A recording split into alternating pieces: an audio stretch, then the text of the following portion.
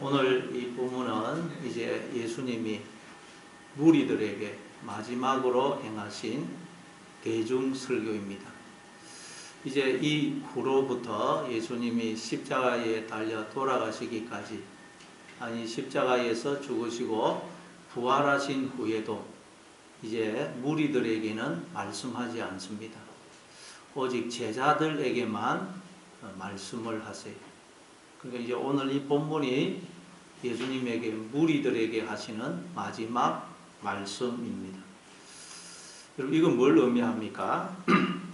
예수님이 오늘 전하시는 이 말씀을 믿고 받아들이면 그는 무리에서 예수님의 제자가 되지만, 즉 하나님의 아들이 되지만, 그렇지 않으면 그는 여전히 무리에 머물게 된다는 것입니다. 여러분, 우리도 예수님 믿기 전에는 무리로 살았죠. 무리. 우리가 도시에 나가보면 얼마나 많은 사람들이 무리를 지어 지나갑니까? 근데 그 중에 또 나도 속해 보면 그냥 그 세상 사람들이 물길래 그냥 휩쓸려 가요. 내가 누군지 왜 뭐 어디로 가는지도 알지 못한 채 그냥 휩쓸려 갑니다. 그러니까 무리는 뭘 의미하느냐? 내가 누군지 왜 사는지를 알지 못한 채 세상 풍조에 휩쓸려 가는 자, 그 사람들을 무리로 이렇게 표현하는 것입니다. 우리도 예수님을 믿기 전에는 내가 누군지 왜 사는지, 즉 삶의 의미와 가치와 목적을 알지 못한 채 세상 풍조에 휩쓸려 가는 무리에 불과했습니다.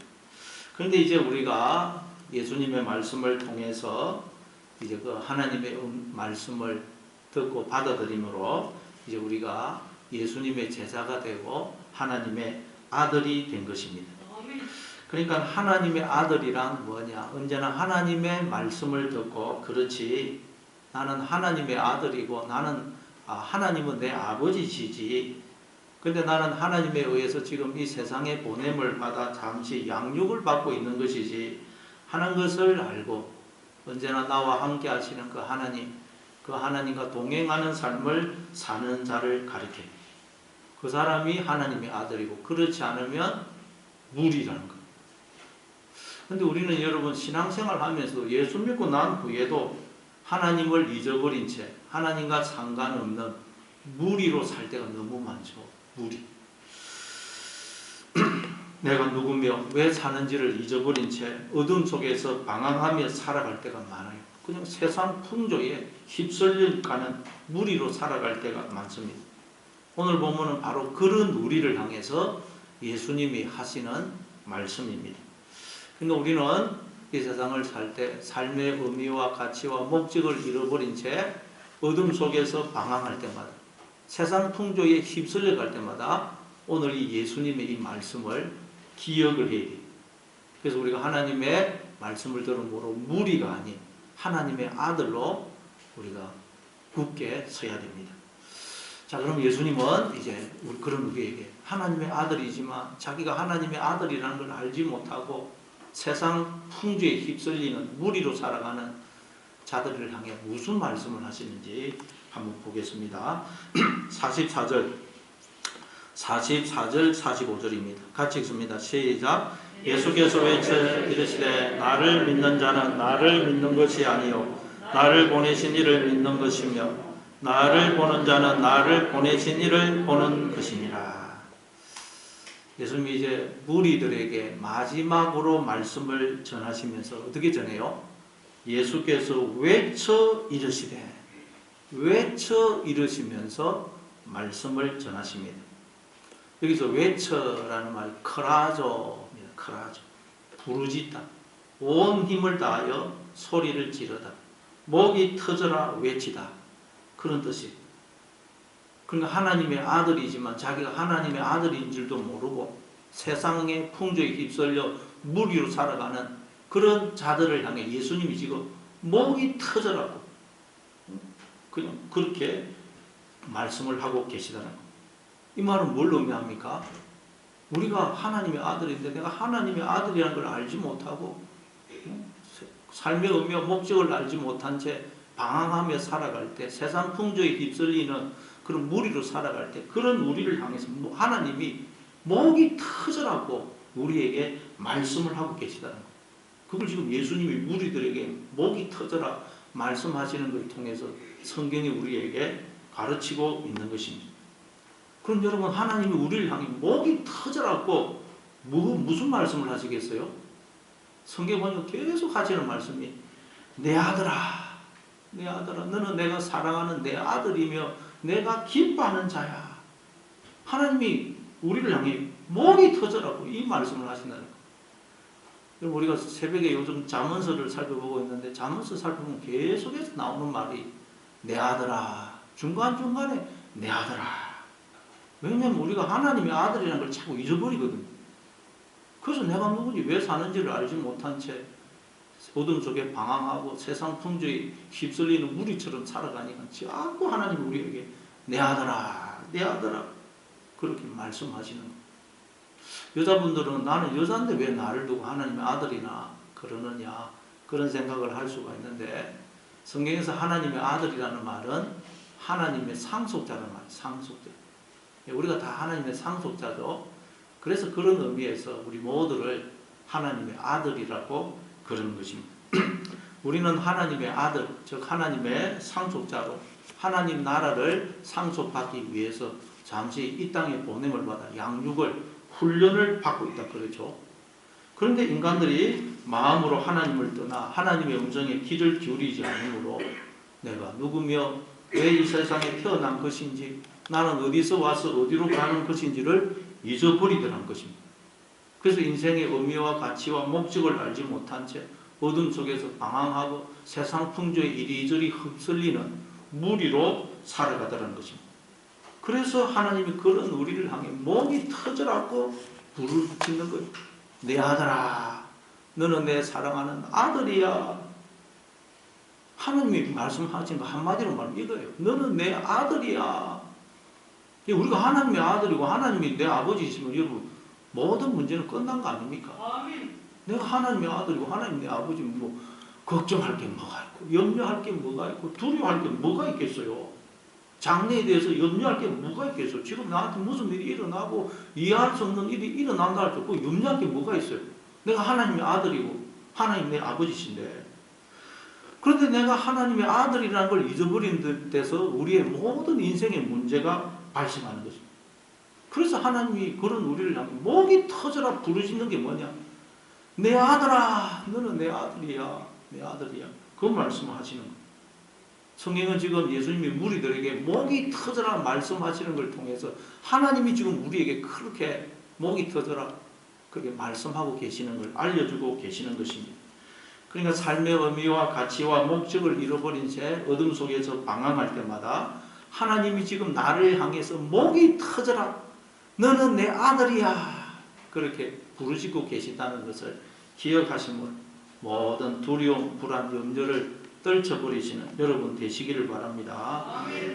그러면 하나님을 잊어버리고 삶의 의미와 가치와 목적을 잊어버린 채 그냥 세상 풍조에 휩쓸려가고 있는 우리를 향해 하나님이 목이 터져라고 말씀하시는 내용이 뭐냐? 우리 44절, 45절 다시 한번 읽어보겠습니다.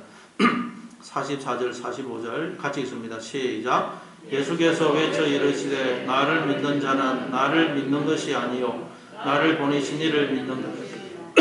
나를 보내는 자는 나를 보내신 이를 보는 것이니라. 예수님은 내가 누구며 왜 사는지를 알지 못한 채 세상 풍조에 휩쓸리는 무리처럼 살아가는 우리들을 향해 뭐라 그러느냐?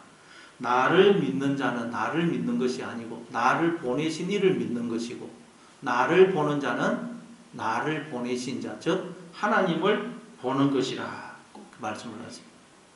이 말은 우리는 오직 예수님을 통해서만 하나님이 어떤 분이신지를 알 수가 있고, 오직 예수님을 통해서만 우리는 하나님 앞에 나아갈 수 있고, 오직 예수님을 통해서만 하나님을 믿을 수가 있다는 말입니다. 왜냐하면 예수님은 하나님이 사람이 되어 오신 분이기 때문에. 그러니까 지금 하나님은, 보이지 않으신 하나님은 이 예수님을 통해서 우리에게 당신을 드러내고 계시는 것입니다. 요한복음 1장 18절입니다. 요한복음 1장 18절 같이 읽습니다. 시작. 본래 하나님을 본 사람이 없으되 아버지 품속에 있는 독생하신 하나님이 나타내셨느니라. 하나님은 영이시기 때문에 우리가 볼 수도 없고 그 음성을 들을 수도 없고 손으로 만질 수도 없어요. 그러니 그런 하나님을 우리가 어떻게 그분이 누구인지를 알고 믿을 수가 있겠어요? 지금까지 누구도 그 하나님을 본 적이 없고 그 하나님이 어떤 분인지를 몰라요. 그러니 우리가 하나님을 어떻게 믿을 수가 있겠어요? 본 적도 없고 그 하나님이 누군지도 모르는데 인간들이 하나님을 어떻게 믿을 수가 있겠어요? 그래서 하나님이 사람이 되어 오신 것입니다. 성육식 하신 거예요. 즉 하나님이 이제 예수님을 통해서 자신을 우리에게 나타내시는 거예요. 나는 바로 이런 자야. 예수님을 통해서 하나님이 우리에게 나는 이런 자야 하고 당신을 나타내신 거예요. 그래서 예수님은 당신의 출생, 삶, 일거수일투족, 그 공생의 사역, 십자가에서 죽으시고 부활하신 그 모든 걸 통해서 하나님은 이런 분이야 하고 우리에게 하나님을 나타내신 것입니다. 그래서 우리는 예수님을 통해서 하나님이 어떤 분이신지를 알 수가 있고 또 이 하나님을 알아가야 됩니다.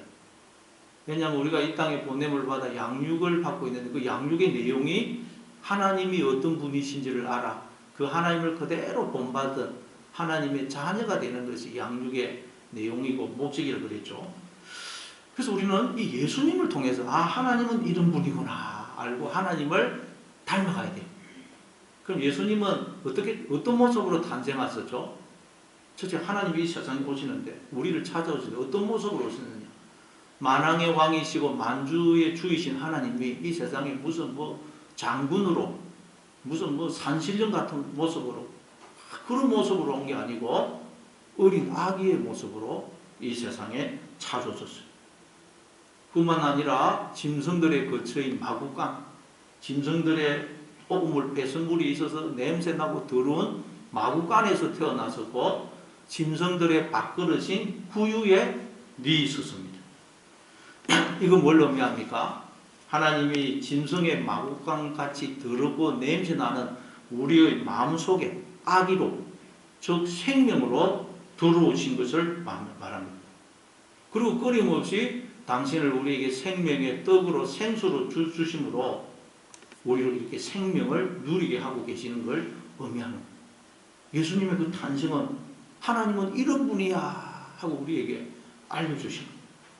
하나님이 여러분 마구간 같은 우리의 마음속에 들어오시고 자신을 생명의 떡으로 생수로 주시고 가장 낮은 곳에서 우리를 섬기시고 받들어주고 계시므로 우리가 다 인간들이 지금 살고 있다는 게 이렇게. 그리고 예수님은 자라실 때도 갈릴리 나사렛 조그마한 마을에서 가난하게 자랐었죠. 예수님은 배우지도 못했어요. 학교에도 가지 못했었고 아무런 배경도 없었어요. 아버지는 일찍이 죽었고 사생자였어요. 그리고 무슨 찬스도 없었어요. 그냥 직업도 천한 목수였습니다. 그래서 예수님 주변에는 늘 가난하고 비천하고 불쌍한 사람들이 끊이지 않았습니다. 이건 바로 하나님은 우리의 소유, 배경, 학벌, 지위 이런 것은 전혀 보지 않으시는 분임을 보여주는 것입니다. 왜냐하면 모든 건 하나님의 것이고 하나님이 우리 아버지시고 우리는 하나님의 아들이기 때문에 하나님은 우리의 외적인 것은 보지 않으신다는 거예요. 그래서 예수님은 유대인의 간원이시며 지도자였던 니고데모가 밤에 예수님을 찾아와도 그를 외면하지 않으시고 받아주시죠. 또 아리마대 부자 요셉도 로마 제국의 장교인 백부장이 찾아와도 거절하지 않으셨어요. 물론 아무리 가난하고 비천하고 볼품없는 자가 찾아와도 당연히 외면하지 않으셨습니다. 이 예수님의 모습을 통해서 또 우리는 누구든지 나오기만 하면 그를 받아주시고 아들로 영접해 주시는 하나님의 모습을 우리는 발견하게 되는 것입니다. 그리고 또 예수님이 가시는 곳마다 온갖 종류의 병자들이 모여들었죠. 사람들이 접촉해지면 부정해지는 나병 환자도 예수님 찾아오고 또 접촉하면 부정해지는 혈루병 환자도 찾아오고 거품을 물고 발작을 일으키는 귀신 들린 사람도 38년 동안 침상에 누워있던 병상에 누워있던 사람 38년 동안 병상에 누워있으니 얼마나 지저분하고 냄새가 나겠어요. 그런 사람 주님이 직접 찾아가세요. 날 때부터 소경된 자, 기머거리, 심지어 죽은 자까지 무덤에까지 찾아가서 안수하시고 기도해 주심으로 고쳐주십니다. 우리는 예수님의 이 모습을 통해서 또한 언제나 우리를 고치시고 치유하시고 회복시켜 주시고 다시 새롭게 해주시는 하나님을 발견하게 됩니다. 여러분, 하나님은 우리의 육체와 상처투성인 우리의 인생을 치유하고 고쳐주십니다. 우리의 가정과 일터를 치유해 주십니다. 그리고 무엇보다 우리의 영혼, 죽어있는 우리의 영혼을 고치시고 치유하시고 살려주십니다. 그래서 이걸 알았던 다윗은 이렇게 고백하죠. 시편 23편 1절에 여호와는 나의 목자시니 내게 부족함이 없으리로다. 그가 나를 푸른 풀밭에 누이시며 실만한 물가로 인도하시는 도다. 내 영혼을 소생시키시고 자기 이름을 위하여 의의 길로 인도하시는 도다.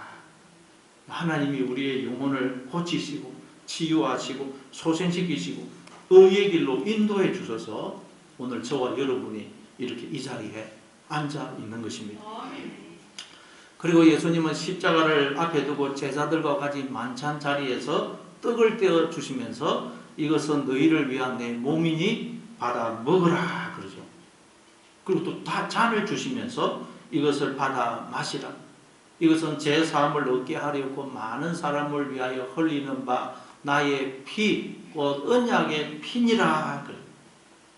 그리고 그 말씀 그대로 십자가에 달려 살이 찢기시고 물과 피를 흘리시면서 돌아가십니다. 또 우리는 이 예수님의 이 모습을 통해서 우리를 사랑하셔서 당신을 아낌없이 우리에게 생명의 떡으로 생수로 주어서 우리를 하나님의 생명과 복에 참여케 하시는 그 하나님을 또한 발견하게 되는 것입니다. 예수님이 이처럼 오셔서 그의 탄생과 성장과 일거수일투족 십자가에 죽으시고 부활하신 걸 통해서 우리에게 하나님이 어떤 분이신지를 드러내 보여주셨습니다. 근데 이제 예수님이 십자가에 달려 죽으시고 부활하신 후 성령으로 우리 안에 들어오셨네요. 성령으로. 그러니까 이제 세상 사람들에게 하나님을 나타내야 될 그 역할을 우리에게 맡기셨다는 거예요. 하나님이 어떤 분이신지를 나타내야 될 그 역할이 이제 예수님은 안 계시고 예수님 우리 안에 성령으로 들어오기 때문에 우리한테 그 역할이 주어져 있다는 거예요. 따라서 이제 세상 사람들은 오직 우리를 통해서만 하나님이 어떤 분이신지를 알 수가 있고 하나님 앞에 나올 수 있고 하나님을 믿을 수가 있다는 거예요. 왜냐하면 이제 우리가 하나님의 형상이고 우리가 하나님의 아들이기 때문에. 골로새서 1장 14절입니다. 골로새서 1장 14절 같이 읽습니다. 시작. 그는 보이지 아니하는 하나님의 형상이시요 모든 피조물보다 먼저 나신 이시니 저 예수 그리스도는 보이지 아니하는 하나님의 형상이다 그러죠. 즉 예수님은 우리가 볼 수 없는 보이지 않는 영이신 하나님을 우리가 볼 수 있고 들을 수 있고 만질 수 있도록 하나님을 나타내신 분이라는 거예요. 이게 하나님의 형상이라는 말이 의미예요. 예수님은 하나님의 형상으로 오셨다는 거예요. 근데 여러분 창세기 보니까 모든 인간도 원래 하나님의 형상으로 지음을 받았네요. 창세기 1장 27절에 보니까 하나님이 우리가 우리의 형상을 따라 우리의 형상대로 사람을 만들자. 그러면서 사람을 만드시잖아요. 그러니까 인간은 원래 다 하나님의 형상으로 지음을 받았어요.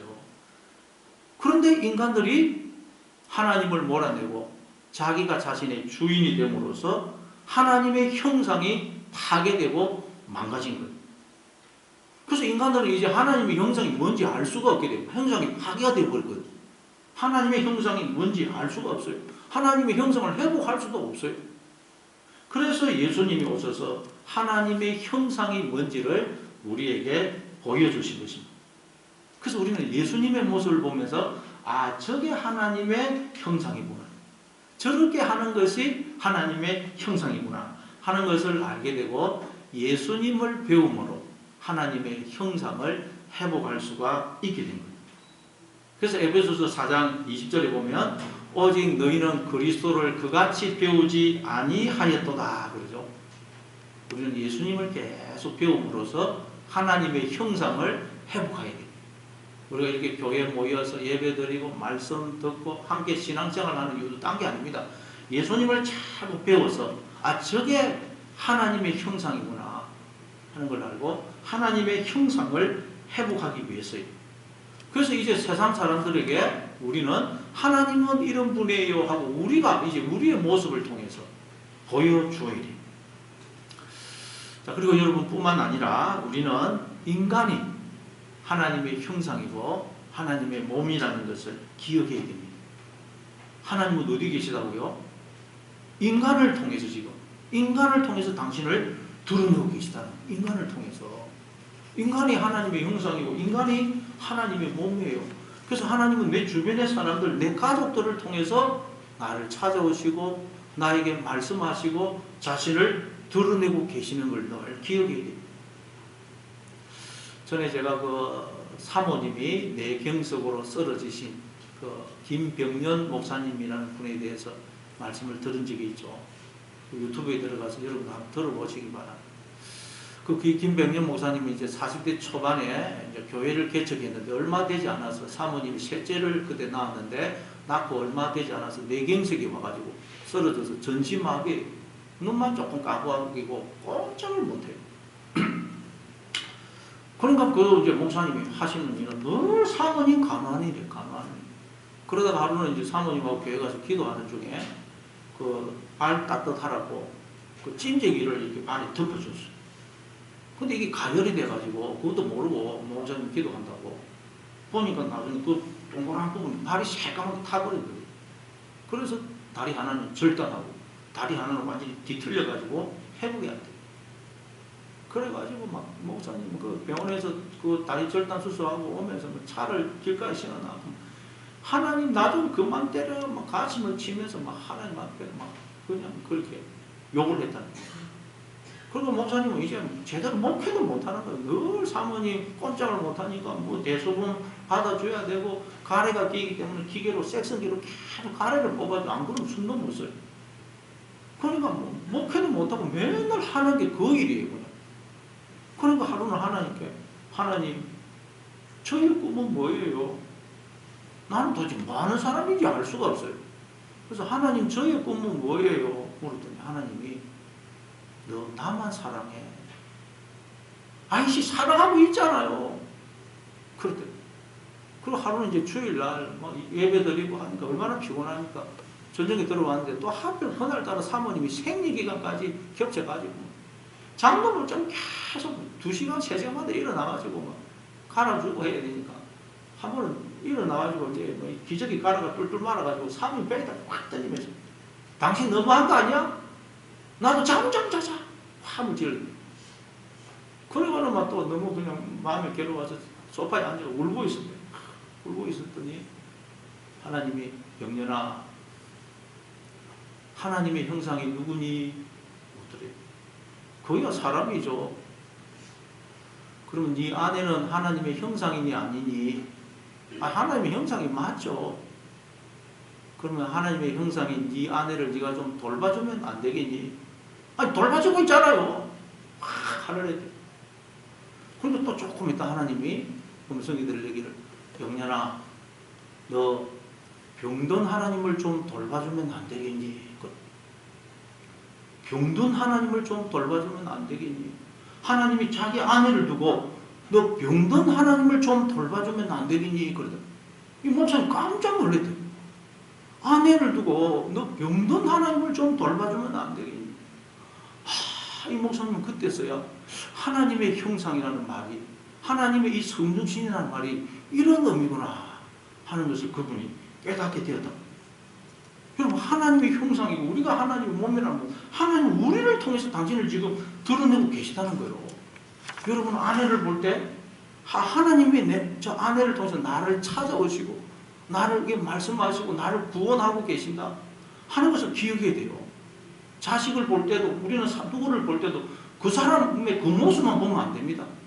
저 사람 속에 하나님이 계시지. 하나님이 저 사람을 통해서 당신을 드러내시고 나를 찾아오시고 나에게 말씀하고 계시지. 그것을 우리가 기억해야 돼요. 예수님은 이걸 우리에게 알려주러 오신 거예요. 그래서 나를 본 자는 하나님을 보았고 나를 믿는 자는 하나님을 믿는 것이다. 지금 그러시는 거예요. 자, 그래서 또 이렇게 말씀하세요. 46절 46절 같이 있습니다. 시작. 나는 빛으로 세상에 왔나니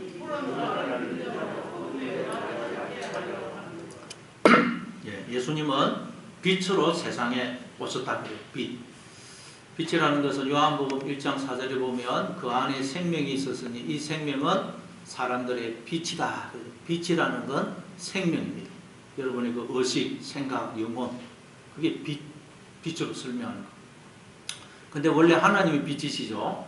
그러니까 하나님이 우리 안에 빛으로 생명으로 들어와 주심으로 우리가 그 빛에 그 생명에 참여해가지고 다 이렇게 의식이 있어서 생각하고 판단하고 말을 하고 있는 것입니다. 그런데 인간들이 어떻게 하느냐? 자기들 안에 주어져 있는 그 빛을 도둑질해가지고 이 하나님의 빛을 자기의 빛, 인간의 빛으로 바꿔버리더라고요. 즉 내가 원래 빛이라고 착각을 하더라. 인간이. 하나님이 나는 빛으로 들어오는데 내가 빛이라고 착각을 하더라. 그랬더니 그 인간의 빛으로 바꿔진 빛, 그 빛은 빛의 역할을 못하더라고요. 그래서 인간이 이 이성의 빛으로 아무리 연구를 해도 인류 역사 내내 내가 누군지 왜 이 세상에 태어나서 인생을 사는 것이며 나는 어디서 와서 어디로 가는지를 모르더라는 거예요. 몰라요. 세상 풍조에 휩쓸려가는 무리처럼 되어 살더라는 거예요. 하나님의 아들인지도 모르고. 그래서 예수님이 우리에게 그걸 알려주러 빛으로 오셨어요. 빛으로. 내가 누구며 왜 이 세상에 내가 태어났는지 내가 지금 이 모습으로 왜 지금 이 모습으로 지금의 이 과정에 지금의 이 환경의 처지에 내가 지금 보냄을 받아 인생을 살고 있는 것인지 내 인생은 도대체 어떤 의미와 가치와 목적이 있는 것인지를 알려주러 오신 거예요. 그래서 우리를 어둠에서 건져내어 빛 가운데 행하도록 하기 위해서 오신 거예요. 그래서 예수님 나는 빛으로 왔다. 빛으로 세상에 왔다. 그런 거예요. 여러분 이 사도 요한은 요한복음을 예수님이 십자가에 죽으시고 부활 승천하신 후 약 60년 뒤에 그리고 이 오늘 본문에서 예수님이 이 말씀을 하신 후 약 60년 뒤에 이 요한복음을 기록을 했어요. 사도 요한은 90살이 넘어서 요한복음과 요한 1서, 2서, 3서 그리고 요한계시록을 기록을 했습니다. 그리고 사복음서에 보면 사복음서 마태, 마가, 누가, 요한복음 중에서 요한복음에만 오늘 이 본문의 내용이 기록이 되어 있습니다. 기록이 되어 있습니다. 자, 여러분 이건 뭘 의미할까요? 사도 요한도 예수님이 이때 이 말씀을 하실 때 이게 무슨 의미인지를 잘 몰랐던 것임을 우리가 알 수 있어요. 그리고 사도 요한도 한동안 어둠 속에 거했다는 걸 우리가 추측을 할 수 있어요. 자, 왜냐하면 뒤에 요한복음 19장에 가면 이제 십자가에 달린 예수님이 또 밑에 보니까 자기의 육신의 어머니 마리아하고 사도 요한, 자기 제자 요한이 같이 있어요. 그래서 예수님이 마리아에게 자기 어머니 마리아에게 여자여 보소서 아들입니다. 그러죠. 사도 요한을 두고 아들입니다. 그리고 또 요한을 향해서는 보라 네 어머니라 그래요.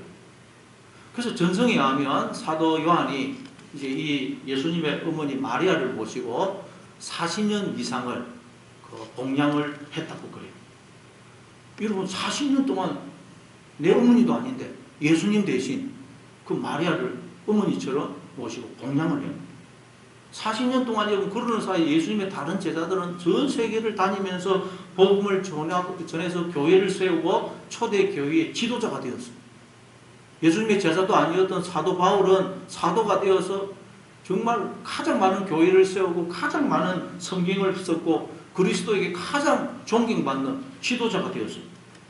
그런데 예수님의 가장 사랑받던 제자였던 사도 요한은 아무것도 못하고 내 어머니도 아닌 마리아를 예수님 대신 봉양하면서 40년의 시간을 보내고 있는 거예요. 그러니까 이 사도 요한은 사실 그러면서 보내고 있을 때 아까 김병률 목사님처럼 나는 도대체 뭐하는 사람이지? 나는 지금 내 인생을 허비하고 있는 것 아닌가? 하나님 도대체 내 인생의 꿈은 뭐예요? 그런 질문을 하지 않았겠어요? 40년 넘어요. 어머니, 내 어머니도 아닌데 그 돌보고 시간을 보낼 때 그런 생각이 안 들었겠어요? 그리고 속으로는 나는 실패자구나. 내 인생은 이렇게 끝이 나는구나. 하나님이 나는 사랑하시지 않는 모양이구나 하는 생각에 좌절감이 그를 사로잡지 않았겠어요? 말하자면 사도 요한은 자기의 삶이 어떤 의미가 있고 가치가 있고 목적이 있는지를 알지 못한 채 어둠 속에 방황하고 있었던 거예요. 그 나중에 봤더니 알고 봤더니 나중에 돌아봤더니 그 늙은 마리아를 통해서 하나님이 자기를 찾아오셨고 자기에게 말씀하시고 자기의 눈을 열어주시고 자신을 나타내신 거예요. 그래서 사도 요한은 그 40년의 기간을 통해서 실패였고 저주였던 것 같던 그 40년의 기간을 통해서 하나님이 어떤 분이신지를 깊이 알게 된 거예요. 그래서 40년 전에 예수님이 하셨던 오늘 이 본문의 말씀이 그런 의미였구나 이해가 되면서 알고 봤더니 늙은 마리아를 40년 동안 예수님 대신 공양하게 된 것은 그게 저주가 아니고 하나님의 은총이요 축복임을 알게 된 거예요. 이 늙은 마리아 내 어머니도 아니에요. 늙은 마리아 공양하면서 얼마나 속으로 그냥 온갖 생각이 다 들었겠어요. 그냥 믿기도 하고 그냥 그런 생각이 드는데 알고 봤더니 그 늙은 마리아가 하나님에게 나에게 주신 고배요 선물이요 축복임을 알게 된 거예요. 그래서 사도 요한은 90여 넘어서 사복음서 중에서 가장 깊은 복음, 놀라운 복음이라고 할 수 있는 이 요한복음을 이 기간이 있었기 때문에 이 요한복음을 기록할 수가 있었고 요한 1서, 2서, 3서 그리고 요한계시록까지 쓸 수가 있었던 거예요. 만약에 사도 요한에게 그 40년의 기간이 없었다면 절대 이 사도 요한은 이 요한복음을 기록을 하지 못했을 거예요. 그러나 여러분 사도 요한이 이 요한복음을 썼다는 말은 사도 요한 자체가 바로 그리스도의 편지가 되고 걸어다니는 하나님의 성경이 되었다는 거예요. 이게 여러분 새 언약의 내용이죠. 하나님이 내가 앞으로 너희들과 새 언약을 맺을 것인데 그건 내 영을 너희 속에 두고 내 말을 이제는 돌판이 아닌 책이 아닌 너희 마음에다가 기록을 하겠다는 거예요. 그러면 우리의 마음에 하나님의 말씀이 기록이 되면 우리가 살아있는 그리스도의 편지가 되고 걸어다니는 성경책이 되는 성경책. 그래서 사람들이 우리를 보면 우리가 성경책이니까 우리를 보고 하나님이 어떤 분이신지 알게 되는 거예요. 이게 하나님의 새 언약의 내용이에요. 그런데 사도 요한이 이 요한복음을 썼다는 말은 그가 사도 요한이 그 40년의 기간을 통해서 하나님을 알아감으로 그가 그리스도의 편지가 되고 걸어다니는 성경책이 있습니다. 여러분 우리도 하나님께서 그리스도의 편지가 되고 걸어다니는 성경책이 되려고 하나님 우리를 고난을 허락하시고 어떻게 보면 저주와 같고 내 인생 뭐 하는 건가 지금 내 인생의 꿈은 뭘까 그렇게 생각이 되는 그런 기간을 허락하시는 거라고요. 그래서 하나님이 나를 지금의 이 모습으로 지금의 이 환경 이 처지에 나를 두셨고 지금 내가 당하고 있는 일들과 사건을 허락하셨고 또 내 주변의 사람들을 보내셨다는 거예요. 그러니 여러분이 지금 그 모습 여러분이 처해 있는 그 환경 그 처지 여러분이 지금 당하고 있는 그 일, 사건, 주변의 사람들은 다 하나님이 나를 하나님의 아들로 세우시려고 보내신 하나님이 나에게 허락하신 은혜요, 보배요, 선물이요, 축복임을 기억하시는 여러분 되시기를 바랍니다. 이걸 알 때 우리는 어둠에 거하지 않게 되고 빛 가운데 행하게 됩니다. 이걸 우리에게 알려줘서 우리를 빛 가운데 행하시게 하려고 예수님이 빛으로 오셨다는 거예요. 근데 여러분 우리가 이걸 알아도 인생을 살아가면 잘 안 됩니다. 저도 뭐 알기는 하죠. 뭐 성경을 읽고 연구하고 가르치니까. 그래도 인생을 살아가다 보면 안 돼요. 안 돼.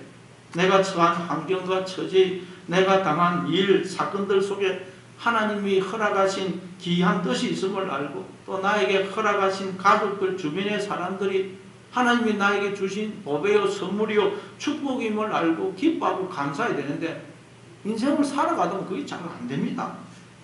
왜 그럴까요? 그래서 앞에서 이사야 선지자가 뭐라고 그래요? 앞에서 이사야 선지자가 주여 우리에게서 들은 바를 누가 믿었으면 주의 팔이 누구에게 나타났나이까 고백했듯이 우리는 하나님의 말씀을 들어도 잘 깨닫지 못하고 잘 믿지 않습니다. 순종을 안 해요. 거부합니다. 이게 우리란 우리예요. 그래서 예수님이 이렇게 말씀하세요. 47절을 한번 읽어보겠습니다. 47절 시작. 사람이 내 말을 듣고 지키지 아니할지라도 내가 그를 심판하지 아니하노라. 내가 온 것은 세상을 심판하려 함이 아니요 세상을 구원하려 함이로다. 우리가 하나님의 말씀을 믿지 않고 순종하지 않는다고 해서 예수님이, 즉 하나님이 우리를 심판하는 것은 아니라는 거예요. 왜냐하면 예수님이 오신 목적은, 즉 하나님이 우리를 이 세상에 보낸 건 우리를 심판하려고 그런 게 아니고 우리를 구원하기 위한 목적이거든요. 예수님이 이 땅에 오시면 우리를 구원하기 위해서예요. 그런데도 우리가 계속 하나님의 말씀을 듣지 않고 순종을 안 하면 어떻게 하느냐? 어떻게 되느냐? 자, 그게 48절이에요. 48절 시작. 나를 저버리고 내 말을 받지 아니하는 자를 심판할 리가 있으니 또 내가 한 그 말이 마지막 날에 그를 심판하리라. 우리가 하나님의 말씀을 듣지 않고 순종하지 않는다고 해서 예수님이, 즉 하나님이 우리를 심판하는 것은 아니라는 거예요. 그럼 우리가 하나님의 말씀을 듣지 않고 순종하지 않고 계속 그렇게 살면 또 어떻게 되느냐? 그러면 우리를 심판하는 게 있다는 거예요. 하나님은 우리를 심판하지 않지만 우리가 계속해서 하나님의 말씀을 듣지 않고 순종하지 않으면 우리를 심판하는 게 있는데, 그게 뭐라고요? 예수님이 우리에게 하신 말씀이 우리를 심판한다는 거예요. 이게 무슨 의미죠? 여러분, 우리가 세상을 살아가다 보면, 살아갈 때도 법을 어기면 무엇의 심판을 받습니까? 법에 의해서 심판을 받죠. 법을 지키지 않으면 우리가 그 법에 의해서 내가 어긴 법에 의해서 심판을 받습니다. 뭐 재판장에 의해서 심판을 받는다, 뭐 검사에 의해서 심판을 받는다, 그런 말을 안 하고 법에 의해서 심판을 받는다, 그렇게 말을 하죠. 마찬가지로 우리가 하나님의 말씀을 듣지 않고 순종하지 않는다고 해서 예수님이죠, 하나님이 우리를 절대 심판하는 건 아니라는 거예요. 뭐가 심판하느냐? 하나님의 말씀이 우리를 심판한다. 이게 도대체 무슨 의미죠? 자, 이건 무슨 의미냐? 우리가 하나님의 말씀을 듣지 않고 순종하지 않으면 그것 자체가 바로 심판이라는 거예요. 우리가 하나님의 말씀을 순종하지 않으면 그 삶 자체가 바로 심판이라는 거예요. 자, 요한복음 3장 18절입니다. 요한복음 3장 18절 같이 읽습니다. 시작. 그를 믿는 자는 심판을 받지 아니하는 것이요 믿지 아니하는 자는 하나님의 독생자의 이름을 믿지 아니하므로 벌써 심판을 받은 것이니라. 예수님을 믿지 않는 것, 즉 하나님의 말씀을 듣지 않고 순종하지 않는 것 자체가 심판을 받고 있다 그러죠. 하나님이 일일이 찾아다니면서 일부러 인간들 일일이 찾아다니면서 심판하지 않아도 인간들이 하나님의 말씀을 듣지 않고 순종하지 않는 그 삶 자체가 심판이라는 심판. 다시 말해 우리가 하나님의 말씀대로 살지 않으면 그 삶 자체가 바로 심판이에요. 심판. 왜? 하나님의 말씀은 우리의 영생과 복을 위해서 주신 것인데 그 말씀대로 안 살면 우리는 그 영생과 복을 누리지 못하거든요. 그래서 말씀을 듣지 않고 순종하지 않으면 그것 자체가 심판이라는 심판. 로마서 8장 6절에도 보면 육신의 생각은 사망이요 영의 생각은 생명과 평안이다 그러죠. 육신의 생각, 내 마음이 말씀의 다스림을 받지 않아서 내 그냥 생각대로 고집대로 살고 그러면 그것 자체가 사망이라는 거예요. 그런데 영의 생각, 우리가 하나님의 다스림, 말씀의 다스림을 받아 사는 그러면 그게 바로 생명과 평안이고 내 마음에 하나님 나라가 임한 것이라는 말씀이에요. 그럼 여러분, 하나님 말씀을 알지 못하고 살아가는 모든 세상 사람들은 지금 다 심판을 스스로 받고 있는 거예요. 하나님의 말씀은 우리의 생명과 복을 위해서 주셨는데 그 말씀을 순종하지 않으면 인간들은 다 심판을 받고 있어요. 그런데도 그걸 깨닫지 못하고 있는 거예요. 그래서 예수님은 그걸 깨닫게 해서 우리를 구원하려고 오셨다는 거예요. 너희가 지금 하나님의 말씀을 듣지 않고 순종하지 않고 있는 그 삶 자체가 바로 심판이야. 그러니 너희는 하나님께로 돌아와 하나님 말씀에 순종하는 삶을 살아. 그렇게 우리를 돌이켜서 우리를 구원하러 오셨다는 거예요. 그러니까 여러분, 하나님은 우리가 하나님을 떠나 심판 아래 있는 우리를 계속 깨우쳐서 우리를 고치시고 치유하셔서 회복시키십니다. 그래서 성경에 보니까 하나님은 우리를 심판하신다는 말도 나오고 심판 안 하신다는 말도 나오는 거예요. 하나님은 심판 아래 있는 우리, 그렇지만 깨닫지 못하는 우리를 깨닫게 해서 내가 하나님 말씀에 순종하지 않으므로 지금 심판을 받고 있구나. 하는 걸 깨닫게 해서 우리를 돌이키시는 걸 이렇게 표현하는 거예요. 자, 그래서 하나님 그렇게 돌이켜서서 결국 목적하시는 건 뭐냐? 바로 영생입니다. 영생. 우리로 영생을 살게 하는 것.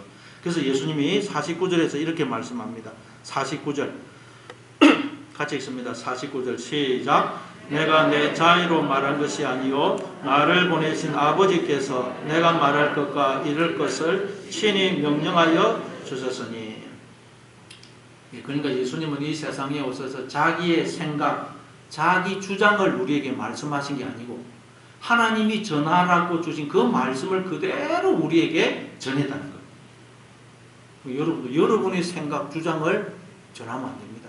하나님이 전하라고 주신 그 말씀을 그대로 전하시는 여러분 되시기를 바랍니다. 그러면 하나님이 전하라고 우리에게 전하라고 예수님에게 주신 말씀은 뭐냐? 하나님이 예수님을 우리에게 보내시면서 너 이것을 내 아들들에게 전해 말씀을 주셨다는 거예요. 자, 그럼 그 말씀이 뭐냐? 자, 50절 50절을 읽습니다. 같이 읽습니다. 시작. 나는 그의 명령이 영생인 줄 아노라. 그러므로 내가 이르는 것은 내 아버지께서 내게 말씀하신 그대로 이르리라 하시니라. 자, 하나님이 우리에게 전하라고 예수님에게 주신 말씀, 그 말씀을 한마디로 요약하면 뭐냐? 나는 그의 명령이 영생인 줄 아노라. 이게 무슨 말이죠? 자, 명령이라는 거예요. 엔톨레, 계명, 말씀이라는 뜻이에요. 말씀. 나는 하나님의 계명이, 즉 하나님의 말씀이 영생인 줄 아노라. 이게 하나님이 예수님에게 전하라고 주신 말씀이라는 거예요. 여기에는 두 가지 의미가 있습니다. 나는 그의 하나님의 말씀이 영생인 줄 아노라. 첫째는 말씀이 곧 생명이라는 말씀이 생명. 요한복음 6장 63절에 보면 내가 너희에게 이르는 말이 곧 영이요 생명이다. 그렇죠? 이건 하나님이 우리 안에 영으로 로고스로 생명으로 들어와 주심으로 우리가 하나님의 생명에 참여하여 이렇게 생명으로 존재하는 겁니다. 근데 인간들이 하나님을 몰아내고 스스로 자신의 주인이 되므로 내가 누구며 내가 어떻게 해서 이렇게 생각을 하는 그런 생명으로 존재하는 것인지를 모르더라는 거예요. 스스로 심판을 받아 생명을 살지 못하더라는 거예요. 그래서 예수님이 우리를 돌이켜서 다시 하나님께로 우리를 돌이켜서 영생을 살게 하려고 오셨다는 거예요. 그래서 하나님의 명령, 즉 말씀이 영생인 줄 아노라 라는 말의 두 번째 의미는 하나님이 우리에게 전하라고 예수님에게 주신 말씀을 한마디로 말하면 뭐냐? 너희에게 주어져 있는 그 생명은 바로 내 생명, 하나님의 생명이야. 이 말이라는 거예요. 하나님이 우리에게 전하라고 예수님에게 말씀을 주셨는데 그 말씀을 한마디로 말하면 뭐냐? 너희들에게 주어져 있는 그 생명은 하나님의 생명이야. 이 말 하나님의 생명. 이게 여러분 하나님이 우리에게 전하라고 주신 말씀의 내용이라는 거예요. 우리는 하나님이 당신의 생명을 부어 낳으신 하나님의 자녀라는 거예요. 우리 안에 주어져 있는 생명, 여러분 지금 다 안에 생명이 주어져 있죠. 그 생명은 인간의 생명이 아니고 하나님의 생명이에요. 하나님의 생명. 이게 여러분 하나님이 우리에게 주시는 말씀 한마디로 욕하면 이거라는 거예요. 이거. 예수님, 하나님이 예수님을 보시고 이 말씀을 하는 거예요. 자, 요한복음 5장 24절을 한번 보겠어요. 요한복음 5장 24절 같이 읽습니다. 시작. 내가 진실로 진실로 너에게 이르노니 내 말을 듣고 또 나 보내신 이를 믿는 자는 영생을 얻었고 심판에 이르지 아니하나니 사망에서 생명으로 옮겼느니라. 그러니까 내 말을 듣고 또 나 보내신 이를 믿는 자는, 즉 하나님이 예수님을 통해서 하시는 말씀을 듣고 순종하는 자는 어떻다고요? 영생을 얻었고 가급니다. 이미 영생을 받아서 가지고 있다는 거예요. 왜냐하면 우리에게 주어져 있는 이 생명은 하나님의 생명이라는 거예요. 하나님의 생명.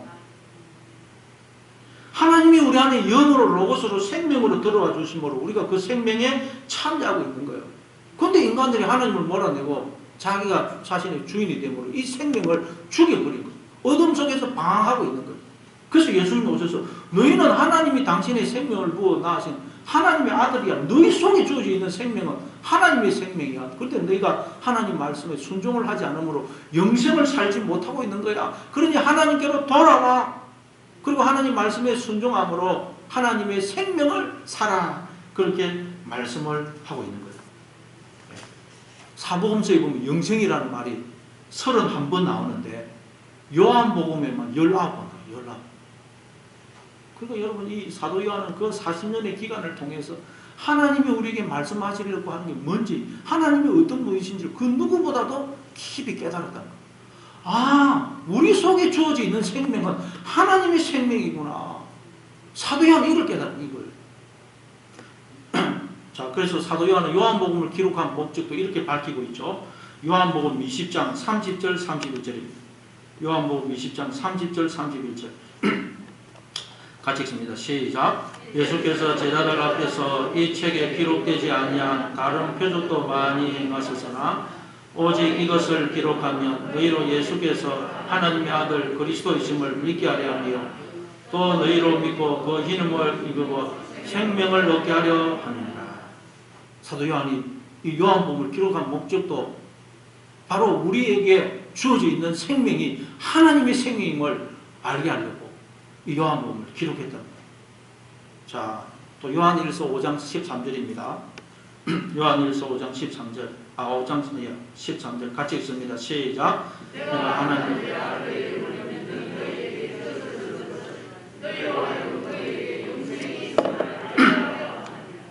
이 요한일서도 사도 요한이 있었죠. 그래서 이 요한일서를 쓴 목적도 너희에게 영생이 있음을 알게 하기 위해서라는 거예요. 우리에게 주어져 있는 생명은 여러분 하나님의 생명이에요. 하나님의 생명. 이걸 하나님이 예수님에게 주어서 전하게 하신 말씀의 내용이라는 거예요. 너희는 내가 내 생명을 보고 나 내 아들이야. 너희들 속에 주어져 있는 생명은 영생이야. 영생. 하나님의 생명이야. 이걸 사도 요한은 그 인고의 세월을 통해서 깨닫게 된 거예요. 인고의 세월.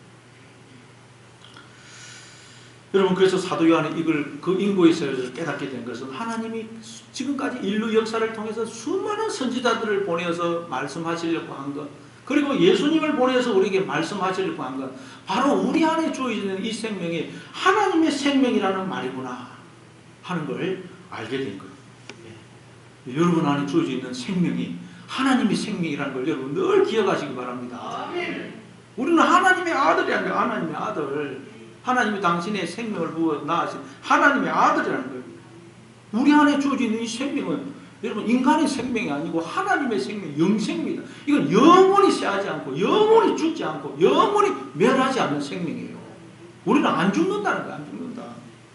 그런데 우리가 하나님을 떠나 말씀의 다스림을 받지 않으므로 어둠 속에서 방황하게 됩니다.